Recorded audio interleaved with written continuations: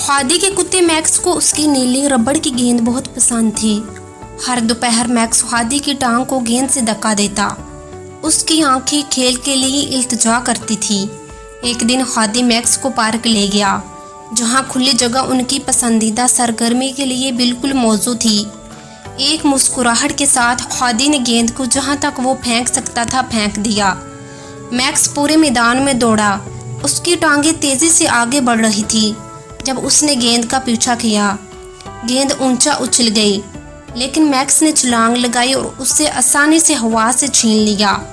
وہ گھوم کر پیچھے بھاگا۔ اس کی دم جوش سے ہل رہی تھی۔ ہادی نے ہنس کر دوبارہ گیند پھینک دی۔ میکس کبھی نہیں تھکتا، لامتناہی توانائی کے ساتھ آگے پیچھے بھاگتا رہا۔ جیسے جیسے وہ کھیلتے گئے ان کے درمیان رشتہ مضبوط ہوتا گیا۔ میکس کو خوشی سے کھیلتے دیکھ کر ہادی خوشی سے بھر گیا۔